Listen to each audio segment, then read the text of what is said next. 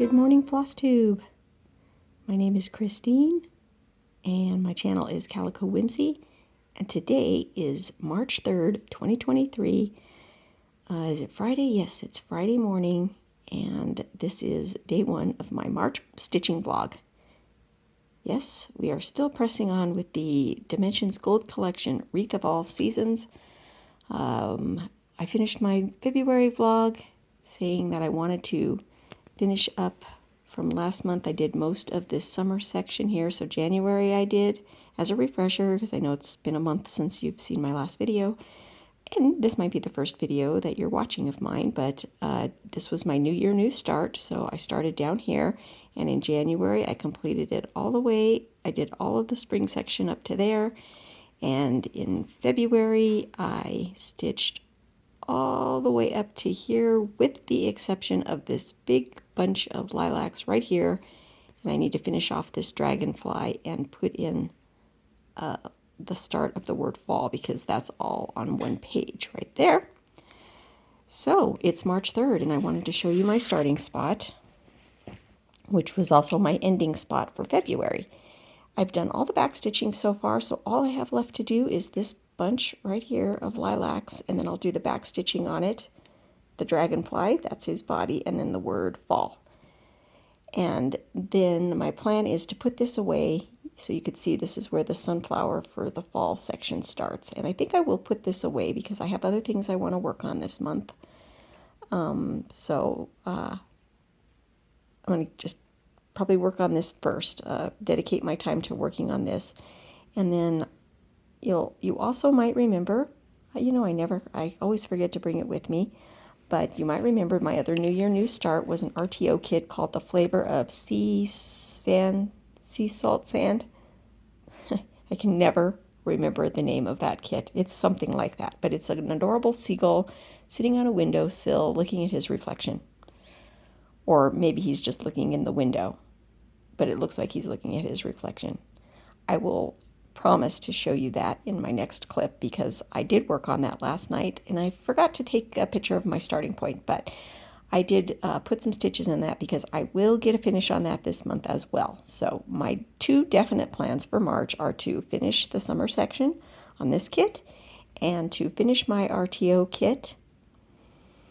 And then my other two plans for as soon as I get those done is to work on a Marjolaine Baston. One of my works in progress is I think I have decided that I'm going to pull out the big giant one. It's her seasonal kit. I'm going to work on that with my friend Judith on Instagram. She's going to be working on Marjolaine Baston's other Four Seasons Sal. It's one that I've completed already, and she's going to work on that, and I'm going to work on my new, bigger, it's like, kind of feels to me like the size of a bed sheet, so it's very intimidating, but I need to get some stitches done on that. I contemplated whether I was going to finish my other Marjolaine Baston. I don't know how to say her name. I'm sure I don't. She's Dutch, and I'm sure I'm not pronouncing her name correctly, but it looks like it's Marjolaine Baston, and I'm working on one of her kits called Pumpkins, and I'm pretty close to a finish on that one, and I was thinking I could work on that instead, but I'm going to wait and hold off and save that one more for fall time. I'm just not feeling pumpkins right now.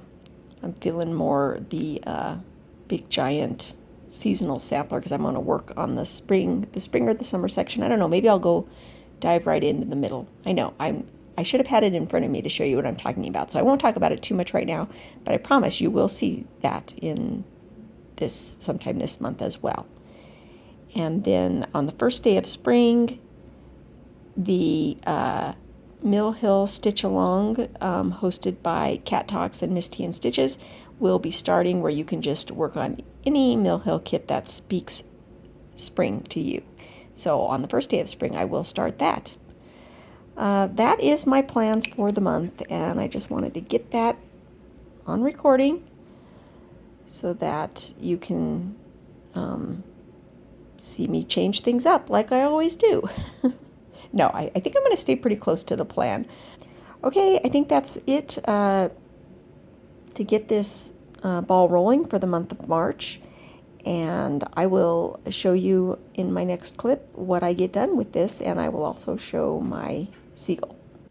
Okay, I'm back. It's only been a couple of minutes, but after I recorded that clip, I thought I just need to go upstairs and grab the other one so I can show you what it looks like and show you what, well, it's close to where my starting point was, because technically I did stitch on it last night, so it's not really my starting point. But here's the RTO kit of the adorable Seagull, and it is called With the Flavor of Salt, Wind, and Sun. So there is not the word sea in there like I always want to say. It's just salt, wind, and sun. I still won't remember it. I am stitching this. Okay, I was stitching this. It was a stitch along with @Julicious, Julia @Julicious, and they are already done. So I'm now just stitching this on my own now. Go check out Julia's channel if you want to see their gorgeous finish on it. It was, it's quite beautiful. It's quite a sight to behold, and it really inspires me to want to get mine done. Okay, so let me show you. Now I did move the Q-snap. So last night I worked on, let me grab my pointer, my cute flamingo friend pointer here. I actually did pretty much all of this last night. And you cannot see because I have it tucked into the Q-snap there, the top half of it. But this is about, so the chart is 2 pages, and this is about where the page break is. So I completed the whole upper part, and then I have the second half of the page, this second page to do, but there's less stitching in this bottom part. I think it looks like it from the chart. There's less stitching in the bottom half of this design than there is in the top. So that translates to being about right here. So I'm getting ready to go into the Seagull area. So just adorable. Okay, and I will give you an update on that as well. Okay, see you soon. Good morning, FlossTube. It is Friday, March 31st, and as you can see, I didn't do very much vlogging at all this month. And as you can probably hear, I'm getting over a cold. And that was one of the reasons why I didn't vlog this month, is because my voice just, well, I sounded like I had a cold. Yeah, I wasn't even going to end up doing a vlog for March, and then I just woke up this morning on this last day of March and thought, well, let me just show you what I've been up to. So, as I just mentioned, I think, when was it? Probably a couple weeks ago, I ended up getting a cold, and it was a pretty mild cold, just a head cold, but I haven't had a cold in so many years, so it was just kind of odd being sick. And it was mild. It didn't slow me down too much, but it kind of just made me a little unmotivated in doing some things, meaning I was doing a lot of crafty things, but I didn't feel like vlogging about them. And then as I started feeling better, my husband came down with a cold, which he is currently still suffering from. Head colds, just all of us, just no COVID, nothing like that, no flu, just head colds. But yeah, I just have been kind of laying low a little bit and not really been feeling like vlogging. But I have been crafting. So I just decided at the last minute this morning I would get up and show you what I've been up to. So I don't even remember what my first clip showed. But since then, I have completed exactly 1/2 of my wreath. So let me just put this off to the side.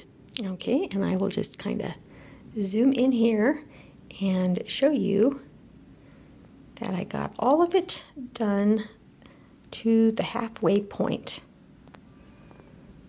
Right there. And, well, yes, we may as well address something too. I've been calling these lilacs the whole time, and those of you that have known that and have probably wanted to correct me, you could correct me. I wouldn't be offended. They're not lilacs. It just hit me one day when I saw another Dimensions kit of hydrangeas, and I was like, yeah, those are hydrangeas that I'm stitching, not lilacs. I mean, I kind of knew they weren't lilacs, but I didn't know what they were. But yeah, hydrangeas. So let the record show that I do know that those are hydrangeas and not lilacs. Okay, So, yep, got the little, it's kind of weird lighting right now. I'm filming in a little bit of a different location, so my light is coming from the side. But, yeah, I think I'm going to put this away for now. And I have other things that I want to work on. And I'll pick this back up. I still would like to get this done by the end of the year, but I do want to take a break from it. And, oh yes, look at this new, I bought this on Amazon. This big, giant, velvety, fluffy pink pincushion is the most adorable thing ever. I love it. Okay, sidetrack. What else would I talk about? So I'm still suffering with a little bit of brain fog, so if I feel like I'm all over the board right now, it's because that's kind of where my brain is. So let's see what happened. On the first day of spring, we, Morgan and Kat at Miss T and Stitches and Cat Talks host their yearly Spring into Mill Hill hashtag Stitch Along. That starts on the first day of spring, and so I had to put this away and grab a spring-related Mill Hill. So let me get that out and show you. All right, I'm just hand-holding my camera today. Hopefully it's not too shaky. I decided to get this adorable little one called Milk Can from the Spring Bouquet series, and I believe this was 2022. Yeah, I think this was last year, if I'm not mistaken. And I did want to start it last year, never did, but I did realize when I went to go start one this year that I had already sorted the floss on this one, so that's why I thought it was the perfect one to grab. And here is my adorable finish. Just look at how adorable that is. I did a little beaded hanger on it, and you can just see the adorable beads. It's so cute. And I may start another one. I have not 100% decided if I'm going to do another one yet. But I did that, and then in the evenings I've been working on my Seagull, so let me grab that and show you how far I've gotten on that. Okay, I went and grabbed it. Boy, can you hear the wind out there? We are having a very, very blustery day outside. Okay, this is an RTO kit, and it is called With the Flavor of Salt, Wind, and Sun. This was my New Year, New Day. What is it called? A New Year, New Start. That's what I'm trying to say here for this year. And I just thought I was going to just finish it in no time at all, because it just doesn't look like that big of a kit. But here we are, end of March, and I'm still working on it. And all I have left to do, you can tell I'm leaving the best for last. This is all done on this side. This is all done, so I just have the bird and the reflection, and then just a little bit over here of some of the stone work. Not much. It's probably an evening's worth of work there, and almost done. And this is just going to be adorable. Can't wait to get it done, and I'm going to keep on working on that just in the evenings here and there until I get it done. I'm not going to put it away as a whip because I'm just so close. So you'll see a finish in April of that. And as far as, I did do, you know what? I just remembered. I did put probably 4 lengths of thread in another whip. Let me go grab it.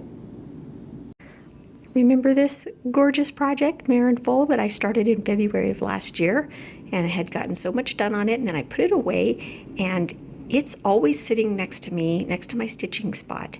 And one day I wanted to stitch, and all of my other projects that I was working on this month were elsewhere around the house, and I thought, you know what? Let me just grab this and put a few lengths of floss in. So I did, and it's in the hoop. I mean, it's in the Q-snaps, and so I'm not going to unwrap it and show you where I've got on it so far. But what I did do is this light gray floss right here. You can just see I probably did just this area here and this area right there. That's all I did. But it was a joy to work on, and it really made me want to get back to this project again. So you may be seeing this one again soon. And then when I was over there grabbing it, I remembered that I completely forgot that I worked on something else this month. Yeah, let me go grab that. Nothing like doing FlossTube on the fly. Okay, yes, this project right here, a Lanarta kit, based on the artwork of Marjolin Baston. And I had done her older version of her 4 seasons, and this is a newer version. New, much, much larger. This thing is massive and it's very intimidating, and I keep trying to work on it and it keeps overwhelming me.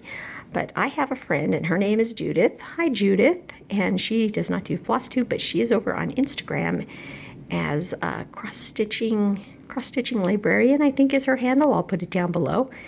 And she was starting the older version of Marjolin Baston's 4 seasons, and she was a bit intimidated by its size as well. And I had already done that one, and I said, you know what? If you start yours, I'll pull mine out and start working on mine a little bit too, in solidarity. So she got a good start on hers, and I pulled mine out and quickly became overwhelmed again. So let me show you where I'm at. Okay, so the only thing I had done prior to this month's stitching was this area here, had that done, and then I had started this area of the pink flowers right here.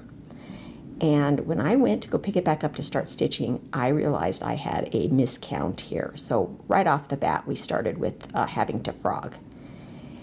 And so I got that all straightened out and figured out, you know, that was good. And then I thought, well, I'm going to move over to this area over here and work on these adorable little, let me grab it again.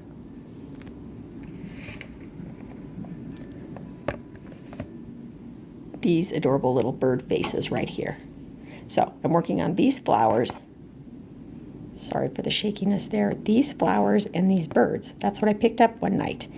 And when I started working on it, you know, I've been working on a lot of Aida and perforated paper. So then when I started working on this, it's a, what is it? I think this is probably,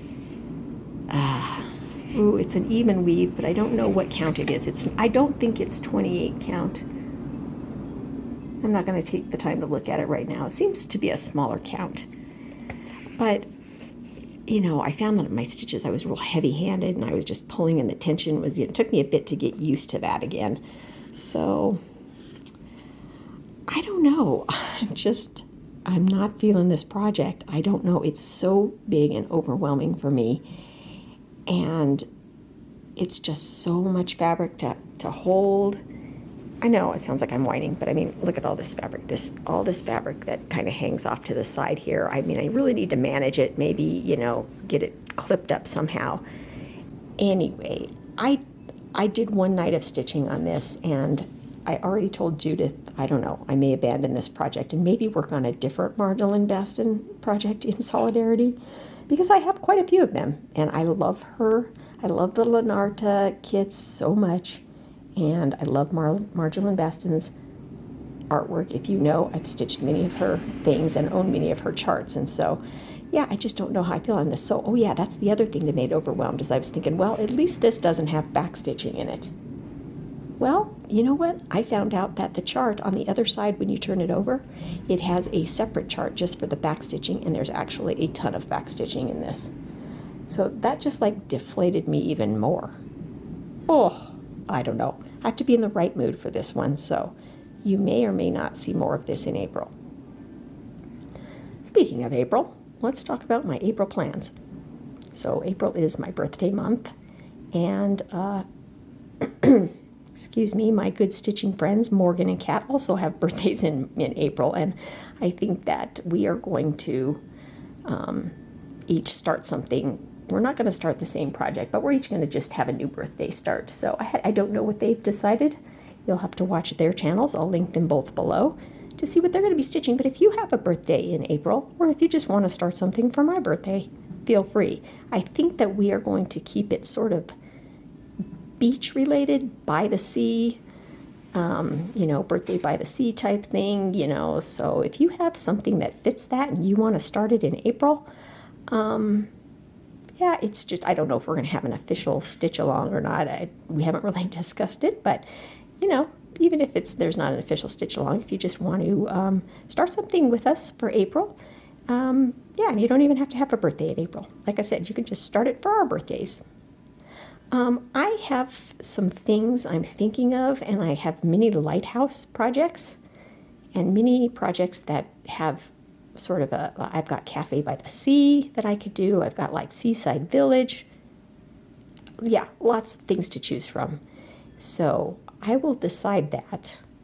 I might not even wait until my birthday to start. I may just start it in April. I don't know. As you can see, as per usual, I do not have a specific plan laid out for February. I will just see where the wind takes me. The only other thing I worked on this month is I did do some more knitting. So I'm done talking about stitching, and I won't have a bird segment at the end of this month, but I am going to talk a little bit about my knitting. So if you are not interested in that and would like to just move on to the next FlossTuber, I will see you next month. And thank you so much for watching. And if you want to see what I've been knitting, I'll be right back. Okay, so in the last video I talked about how, so I have dabbled in knitting in the past. I've made a couple pairs of socks. I'm not really a beginner knitter, but I just don't consider myself somebody that really knows a lot or really understands a lot about knitting. And so I thought I really wanted to up my knitting game. And so I bought this book last month and wanted to stitch all the squares in it. And I talked about that in my last video, and I had made, I'm going to show you again, but I was originally going to knit all the squares in this book with some scrap brown, because I had a bunch of scrap brown yarn, and I was going to use it all up by knitting all these squares. So last month, so as just a refresher of what I did last month, so I did this one here. A lot of these are some just newer techniques, like I had never stitched on the diagonal with this one, so I did that. This one was just using just kind of a different pattern, nothing too difficult, like I said, because I already know the basics of knitting, so it was more just how to follow some different patterns. So this is kind of like a basket weave looking style. This one I had never done anything that had any kind of like lace in it, so I did learn a few new knitting stitches with this swatch, and that was fun. Still going along. This one was difficult for me because it was you had to have the floats in the back, and it was really difficult for me to do this one, and I didn't really enjoy the color work in this one.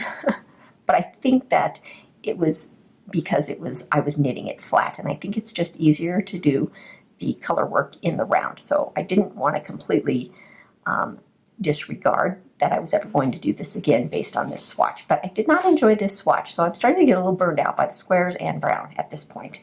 So this month, the ones you haven't seen yet, is I did this one here, which I had to start twice because I was having coffee with my friend when I decided to start this square, and I realized that I can't really count and concentrate while I'm visiting with a friend. So I got home and I had to pretty much redo like whatever I had done on this and get it started and concentrate on it, and got that done. Then this one is, I guess it's called, what is it called, Intarsia or something, where you actually do like these different squares together. Super easy, super fun, and I really enjoyed that. Then I was going to go on and do another square, and I just couldn't bring myself to stitch any more brown squares. Already burned out. I thought I need something a little more fun, and I thought, so I think I have knitted I don't think I have. I have knitted a sweater. My mom, I knew that I had knitted my husband a sweater many years ago, and my mom said, well, you knitted another couple of sweaters that I have at my house, and so I may or may not show those to you. I went over to her house and grabbed those and saw them, and yeah, it's kind of funny. So I've always, okay, first of all, I really need to get on board with learning how to do a swatch before I make a sweater that's going to actually fit somebody. So anyway, I put this book aside, put these squares aside, and I had some other scrap variegated yarn in my stash that I wanted to use up, and had thought that before I start making a sweater that either for me or for my husband, I decided that I wanted to just make a small version of a sweater. So I went and did a search for a baby sweater that I could make, and I found a YouTube channel, a YouTube tutorial, and I followed along with it, and I made this adorable little baby sweater. And I was just, okay, so two things. I didn't have enough yarn to do the full pattern, so it's a little bit shorter than it's supposed to be. And I realized when I was doing the first sleeve that I was going to run out of yarn. So I made one of the sleeves a little bit shorter. I thought, okay, I'll just make it a short sleeve, but they're a little longer than short sleeves. So anyway, it's sort of disproportional, but that's not the point. The point is that I did the sweater, this garment, from start to finish. And even though, so the buttons I just sewed on with some floss because I really just wanted to see what it looked like with buttons on it. I was just amazed how adorable this turned out, and it really boosted my confidence into, what I can do. So, and like I said, I just followed along. I'll link the tutorial below because, I had never really made a garment of it. I don't know why I think I had it stuffed in my little drawer there, so I didn't block this or anything like that. But let me undo the buttons and just kind of show you this. It looks really difficult, and it looks like I really know what I'm doing, but it was really very simple that I think even a beginner knitter will be able to do. So, yes, here's what the inside looks like there. So you start at the top down, do the collar, and then the way it's done is it's done all where it lays flat. So you're just kind of knitting around like this. And then when you get to the sleeves, you knit them flat. So, they're kind of like laid flat. And then what you do at the end is then you take a crochet hook. She shows how you take a crochet hook, and then you just kind of slip stitch back up to here again, and then continue doing the body. So, it's a very beginner. Gosh, can you hear the wind out there? I feel like everything's getting blown about. Yeah, it's just not as difficult as it looks. It looks very impressive. I just can't believe that I knitted it, and I did it in like 3 days. I couldn't put it down. So fun. So then after I did that, I thought, okay, I want to do a hat that has some color work on it. Fair Isle. I don't really know what the difference, color work, Fair Isle. So I found another tutorial on YouTube, and I made this hat right here, and it actually, so I made a mistake right at the beginning because you're supposed to use a smaller needle for the ribbing here. So it's a little bit loose fitting here because you're supposed to use, I think I was supposed to use a size 7, US size 7 for this, and then an 8 for this. So it's supposed to be just a little bit tighter around the face.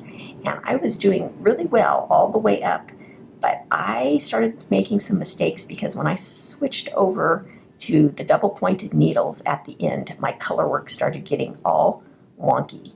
And so it doesn't really look good in this area here. But overall, it's an adorable hat. And if I'll take a picture of me wearing it so you can kind of see what it looks like. But once again, I really enjoyed it. So here's the inside where you can kind of see where you just, the floats were very easy to manage because each of the stitches here you kind of catch as you go. So I didn't really have to carry a lot of floats very far just because that's the way the pattern is written. So it's a super easy beginner. Excuse me, I need to cough again. Okay, I'm trying to get some coffee. It's a super beginner Fair Isle hat that I highly recommend if you want to, up your knitting game a little bit if you're a beginner like me. I'm going to make another one of these hats, but this time in the video, instead of switching to double pointed needles at the end, because I'm not very good at using those, so it was a bit, yeah, it was like watching a circus act if you were to watch how I was stitching the end of this hat with me trying to fiddle with the double pointed needles and trying to do the color work. It was, yeah, a circus act really kind of describes it. So I'm going to do like she does in the video where she uses the really long round, the long circular needles and does, I think, what it's called magic loop, where you keep it on. I'm not really familiar. I don't think I've ever done that before, but I think that will be easier to manage. So I'm going to make this hat again, and I actually went to the store and bought some yarn. So stay tuned for a reboot of this hat. a Fair Isle hat version 2, if you will. Okay, that is it. All I have to say today. So I know this was a bit jumbled and rushed probably at the end, but I wanted to at least give you something to show you that I have been doing stuff. I just haven't really felt like sharing it on social media. So, okay, I'm going to get this edited and get it uploaded so that you can see it in a timely manner, and I will see you at the end of April. And happy spring or fall, depending on where you live. See you later.